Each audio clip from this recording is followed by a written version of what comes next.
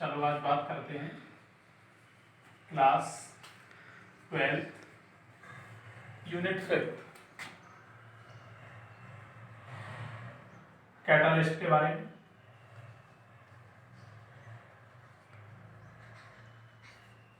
Catalyst क्या होते हैं?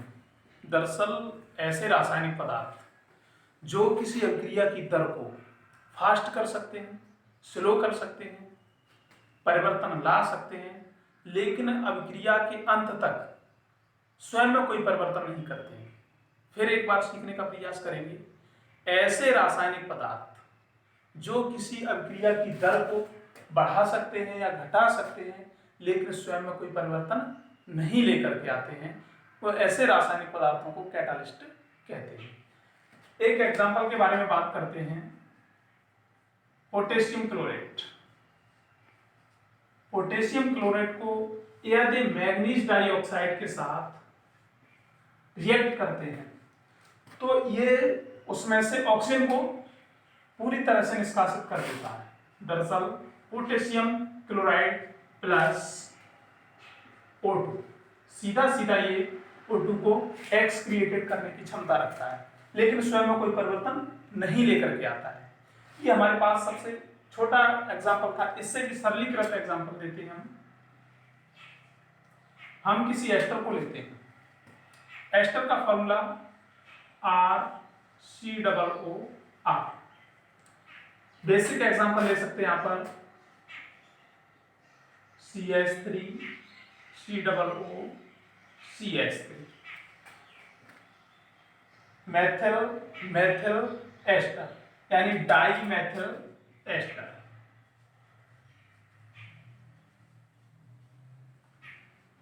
यदि इस एस्टर का हाइड्रोलाइसिस करते हैं,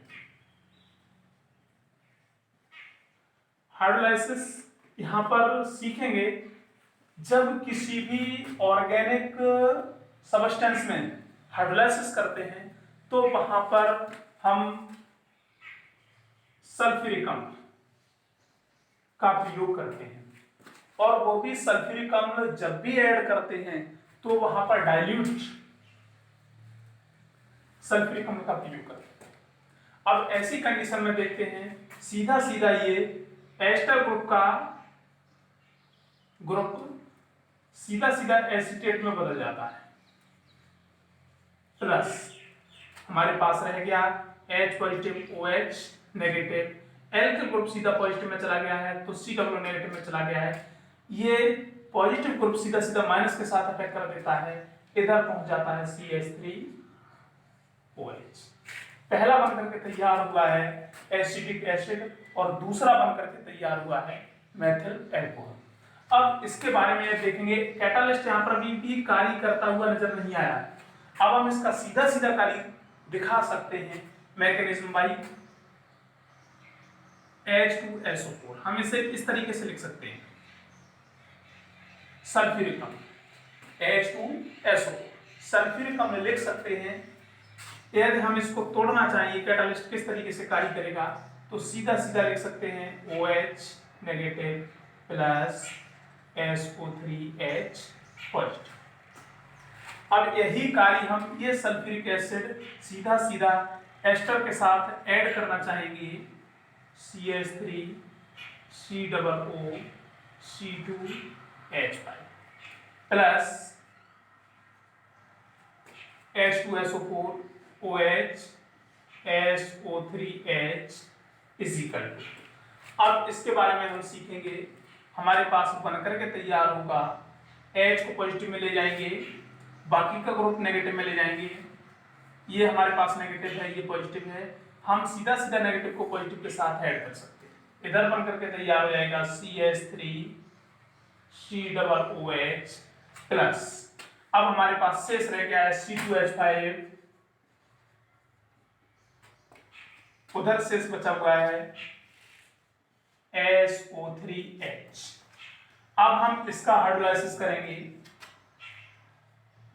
C2H5 SO3H plus H2। Result क्या आएगा? H positive OH negative.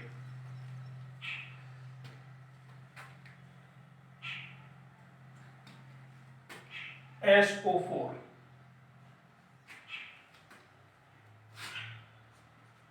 इधर हमारे पास हो जाएगा सीधा सीधा H positive OH negative, alkyl group को पॉजिटिव में ले जाएंगे, ये नेगेटिव में हो जाएगा हमारे पास, तो सीधा सीधा C2H5OH प्लस इधर बचेगा H2SO4। कैटालिस्ट अपने आप में स्वयं कार्य कर गया, लेकिन सीधा सीधा बाहर हो गया, यही हमारा कैटालिस्ट का कार्य। अब इससे आगे बात करते हैं, आगे चल करके हम थर्ड एग्जांपल के बारे में बात करते हैं। कई एक बेसिक एग्जांपल इसके हैं।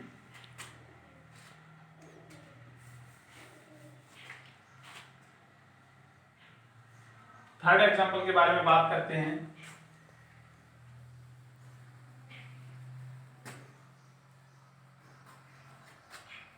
हैबर प्रोसेस से अमोनिया का निर्माण, नाइट्रोजन प्लस हाइड्रोजन। यदि नाइट्रोजन गैस को हाइड्रोजन गैस के साथ कैटालिस्ट की उपस्थिति में गर्म करते हैं, आयरन ले सकते हैं, मॉलिब्डेनम ले सकते हैं, इसके साथ इसको हीटअप करते हैं, तो दरअसल ये रिवर्सिबल रिएक्शन के भांति व्यवहार करती है। नाइट्रोजन के पास सीधा सीधा हाइड्रोजन के साथ अटैक करने की क्षमता होती है। नाइट्रोजन पर ट्रिपल नेगेटिव चार्ज, हाइड्रोजन पर 1 पॉजिटिव चार्ज। तो हम इसको सेट करना चाहेंगे, हाइड्रोजन की संख्या ट्रिपल नेगेटिव की संख्या 6 हो जाएगी, हाइड्रोजन की संख्या प्लस पॉजिटिव 6 करने के लिए हमें आवश्यकता पड़ेगी 3H2। सीधा सीधा इधर लिख सकते हैं 2NH3। ये हमारे पास अमोनिया का निर्माण हो चुका है। तो ये यहाँ पर कैटालिस्ट का कार्य होता है। कैटालिस्ट वे रासायनिक पदार्थ होते हैं जो किसी रासायनिक अभिक्रिया की दर को बढ़ा सकते हैं या फिर घटा सकते हैं। अब कैटालिस्ट का क्लासिफिकेशन देखते हैं, types of catalyst.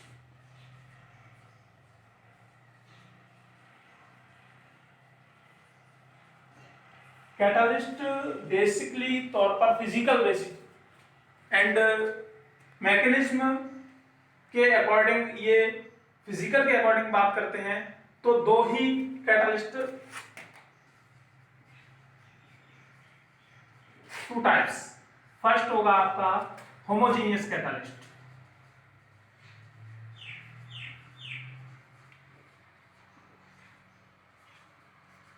Second heterogeneous catalyst.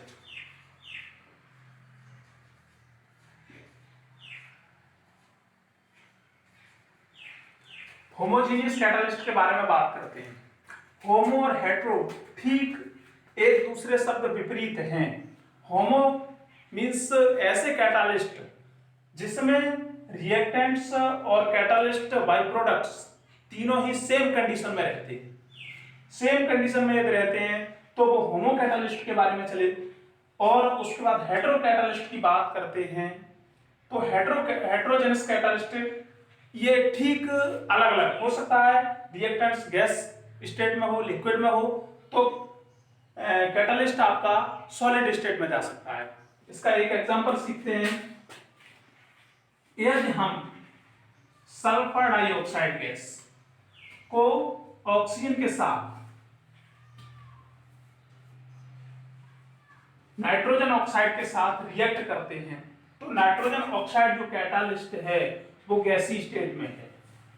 जब ये गैसीय स्टेट में है तो यहाँ पर सल्फर डाइऑक्साइड भी अपने आप में एक गैस का ही रूप है, ऑक्सीजन भी ही गैस है, दोनों ही कंडीशन गैसीय स्टेट में है। तो इससे स्पष्ट नजर आता है कि यहाँ पर जो रिएक्टेंट्स हैं वो गैसीय स्टेट में है, कैटालिस्ट है वो भी गैसीय स्टेट में है। जब ये तीनों कंडीशन सेम है तो बनने वाला प्रोडक्ट भी गैसीय स्टेट में चला जाता है। सीधा सीधा SO2 O यदि हम 2 ऐड करना चाहते हैं तो नहीं कर सकते हैं क्योंकि उसके पास इलेक्ट्रॉन्स की संख्या कम होती है। इधर बन करके तैयार हो गया SO3, वो भी एक गैसीय स्टेट में, जिसको हम बोलेंगे यहां से लेकर के ये हमारे पास रिएक्टेंट्स हैं और इधर हमारा बन करके तैयार हो गया है प्रोडक्ट।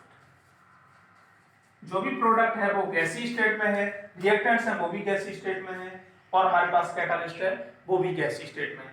तो इस टाइप के जो भी एग्जांपल मिलते हैं हम उनको बोलेंगे होमोजीनियस, अर्थात कंडीशन यही निकल करके आती है कि यहाँ पर जो भी रिएक्टेंट्स हैं, कैटालिस्ट हैं और प्रोडक्ट हैं वो सारे के सारे गैस स्टेट में होना चाहिए।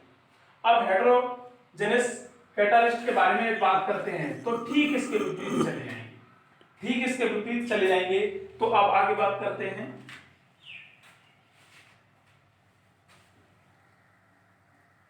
अभी 2-3 बार गलतियां होंगी।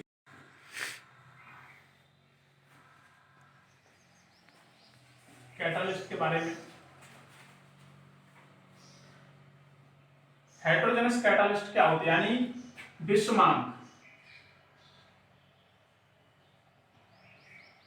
विषमांक के बारे में बात करते हैं तो इसमें रिएक्टेंट्स यानी अभिकारक और कैटालिस्ट दोनों ही समान कंडीशन में नहीं रहते, ठीक विपरीत कंडीशन में हो सकते हैं। यदि एक एग्जांपल इसके बारे में सीखते हैं, जैसे हेबर प्रोसेस द्वारा अभी अमोनिया का सिंथेसिस किया था, नाइट्रोजन प्लस हाइड्रोजन, यहां पर जो देखा जाए ये सीधा सीधा गैसीय स्टेट में है, यानी गैस के रूप में है। हाइड्रोजन भी एक गैस के ही रूप में है। तो यहां पर हम जो आयरन डाल रहे थे Fe, वो एक अपने आप में सॉलिड स्टेट में बिल्कुल ठोस अवस्था में है। अब ये गैस और ये ठोस, तो सीधा सीधा एग्जांपल हमारे समझ में आता है कि ये हेटेरोजेनस कैटालिस्ट के बारे में स्पष्ट हो रहा है। बनने वाला हमारा क्या है, नाइट्रोजन और हाइड्रोजन के मिलने से अमोनिया का निर्माण हो गया। यहाँ पर ये जो प्रोडक्ट रहा है वो भी सीधा गैसीय स्टेट में ही चला गया है। जब गैसीय स्टेट में चला गया है तो अब ऐसी कंडीशन में फिर एक बार सीखने का प्रयास करेंगे। नाइट्रोजन गैसीय स्टेट, हाइड्रोजन गैसीय स्टेट, आयरन या मोलिब्डेनम ये हमारे पास क्या है, सीधा सीधा सॉलिड स्टेट में। जब ठोस में है, ठोस और गैस बनने वाला प्रोडक्ट भी हमारे पास गैस है, तो हमारे पास इस एग्जांपल का जो सीधा सीधा रूप है वो हेटेरोजेनस कैटालिस्ट का स्पष्टीकरण कर रहा है। जाहिर सी बात है। दूसरे एग्जांपल के बारे में यदि हम बात करते हैं तो हम यहाँ पर हाइड्रोजन को लेते हैं प्लस ऑक्सीजन को लेते हैं इक्वल टू प्लेटिनम कैटालिस्ट लेते हैं।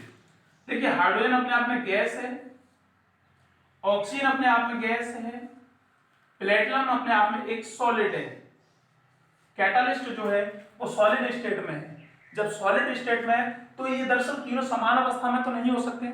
सीधा सीधा विषमांक कैटालिस्ट के बारे में बात करते हैं। जब विषमांक कैटालिस्ट के बारे में बात करते हैं तो प्लस की संख्या कितनी हमारे पास 2, माइनस की संख्या भी हम 2 कर लेते हैं। माइनस की 2 संख्या करने के लिए हम 1/2 का मल्टीपल कर देते हैं।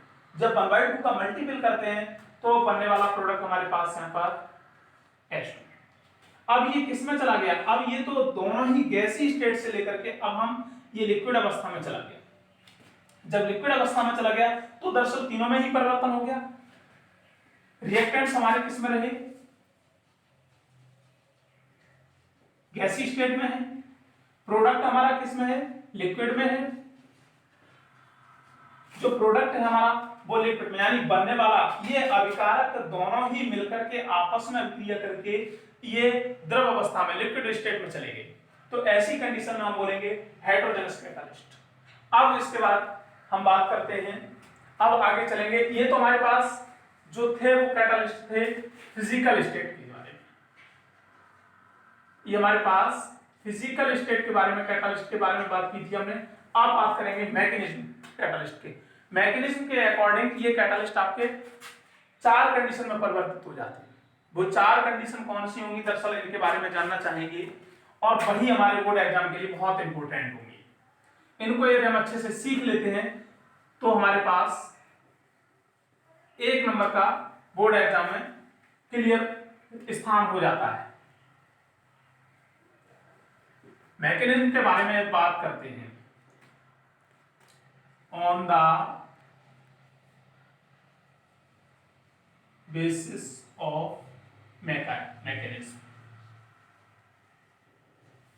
मैकेनिज्म के बारे में यानी क्रिया विधि, इसको बोलेंगे। जो क्रिया विधि के अकॉर्डिंग हम कैटालिस्ट की बात करते हैं, ये हमारे पास क्रिया विधि के according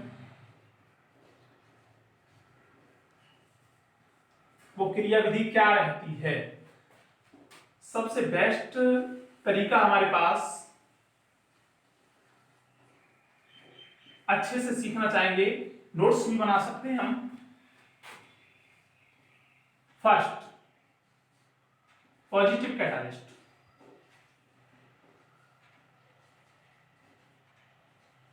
second,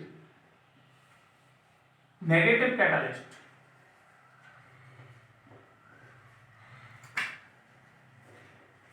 third, auto catalyst.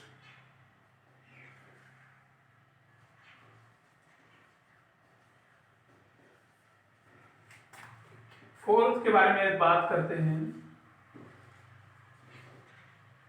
Induce catalyst.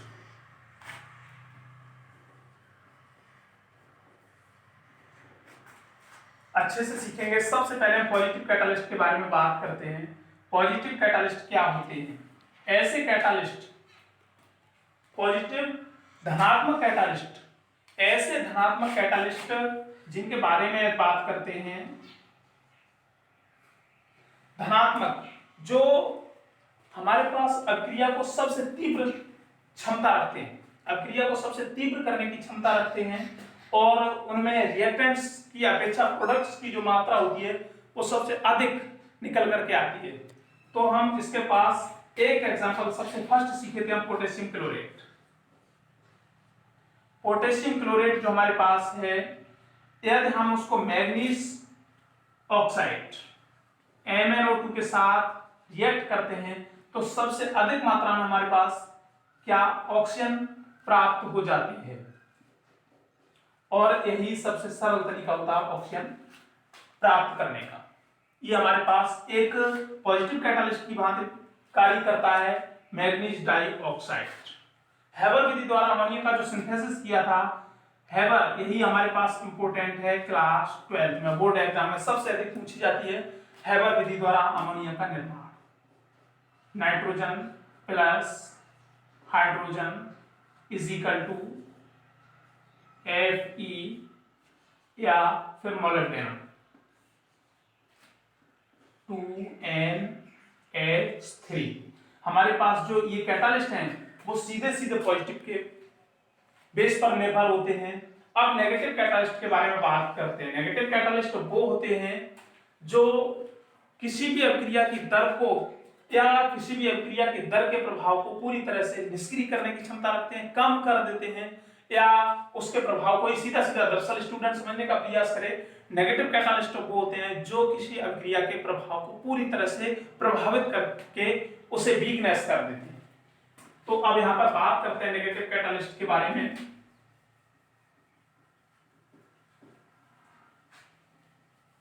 Most important example सीखने जा रहे हैं।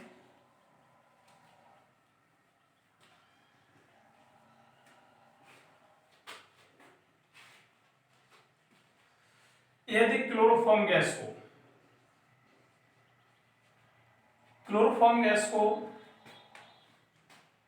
ऑक्सीजन की उपस्थिति में सूर्य के प्रकाश में खुला छोड़ देते हैं तो सीधा सीधा ये फॉस्जीन गैस में कन्वर्ट हो जाती है, सीधा सीधा ये फॉस्जीन गैस में कन्वर्ट हो जाती है, और ऑक्सीजन का क्लोरोफॉर्म सीधा गैस एब्जॉर्प्शन कर लेती है, अवशोषण कर लेती है। अवशोषण करने के बाद यहां पर ये तो कम प्रभावशाली थी, अब कम प्रभावशाली होने के कारण, यानी कम क्रियाशील,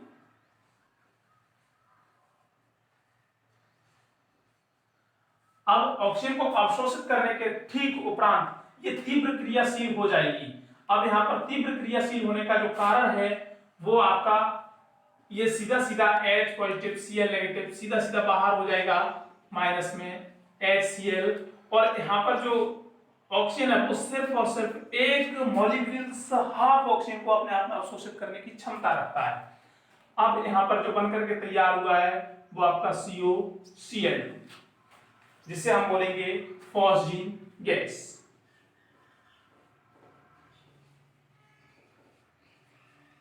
ये जो फॉस्जीन गैस बनकर के तैयार हुई है वो आपकी तीव्र क्रियाशील थी, फास्ट थी।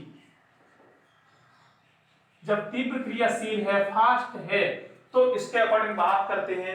अब इसकी एक्टिविटी को रोकने के लिए हम एक ऐसा कैटालिस्ट हम डालने जा रहे हैं जो इसके दरअसल प्रभाव को वो कम कर देगा, और कम कर देगा। जब इसकी सक्रियता कम हो जाएगी तो हम बात कर लेंगे ये हमारे पास कैटालिस्ट जो होगा वो नेगेटिव कैटालिस्ट होगा।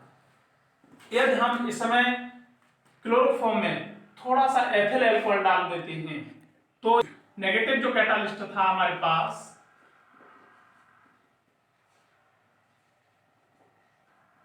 यदि हम इसमें थोड़ा सा अल्कोहल डाल देते हैं, CO Cl2 प्लस C2H5OH, ये हमारे पास कैटालिस्ट की भांति कार्य कर जाएगा एथिल अल्कोहल, और ये उत्प्रेरक विष भी यानी कैटालिस्ट पॉइजन भी स्वयं बन लेता है।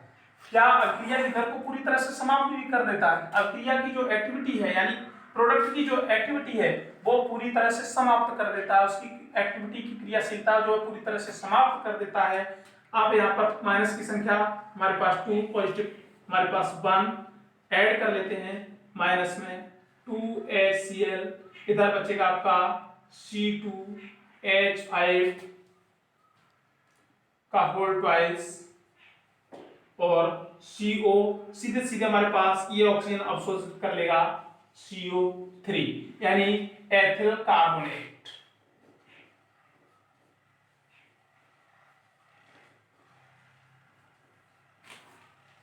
अब यहां पर जो एथिल अल्कोहल डाला गया था वही सीधा सीधा नेगेटिव कैटलिस्ट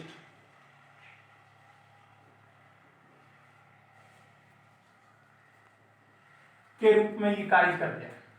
तो ऐसी रिएक्शंस दरअसल इसको एक बार फिर समझने का प्रयास करेंगे। नेगेटिव कैटालिस्ट क्या होते हैं? ऐसे कैटालिस्ट जो किसी अभिक्रिया के एक्टिविटी रेशियो को पूरी तरह से प्रभावित करते हैं, कम करने की क्षमता रखते हैं। यदि हम इसमें एथिल अल्कोहल डाल देते हैं तो जो फॉस्फिन गैस थी, कार्बोनेट क्लोराइड गैस थी, वो पूरी तरह से तीव्र क्रियाशील थी। अब इसमें अल्कोहल जैसे डाला तो उसकी क्रियाशीलता पूरी तरह से खत्म हो चुकी है, अर्थात क्लोरोफॉर्म कम विषैली, फॉस्फिन गैस तीव्र विषैली, और जैसे ही हम इसमें एथिल अल्कोहल डाल देते हैं, इसके साथ रिएक्ट कैटालिस्ट कर लेता है तो इसका विषैलापन पूरी तरह से खत्म हो जाता है।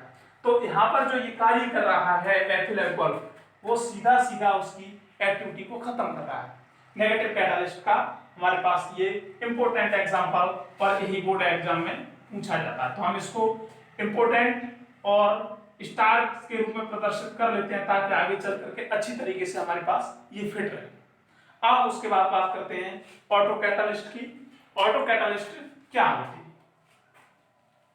है? कैटालिस्ट के बारे में बात कर रहे थे। सबसे पहले हम सीख चुके हैं आप पॉजिटिव कैटालिस्ट, नेगेटिव कैटालिस्ट, और अब स्टार्ट करेंगे ये आगे कल ऑटो कैटालिस्ट। फिर उसके बाद आपका जो चलेगा वो होगा चौथे कैटालिस्ट के बारे में, प्रेरित कैटालिस्ट, जिसे बोलेंगे इंड्यूस कैटालिस्ट। तो ये दो कैटालिस्ट बहुत ही इंपॉर्टेंट हैं बाय बोर्ड एग्जाम, और अच्छे से इनको तैयार करना पड़ेगा। जो हम नेक्स्ट डे इनके बारे में बात करते हैं, नेक्स्ट डे चल करके बात करते हैं, कल मिलेंगे फिर इन्हीं कैटालिस्ट के साथ।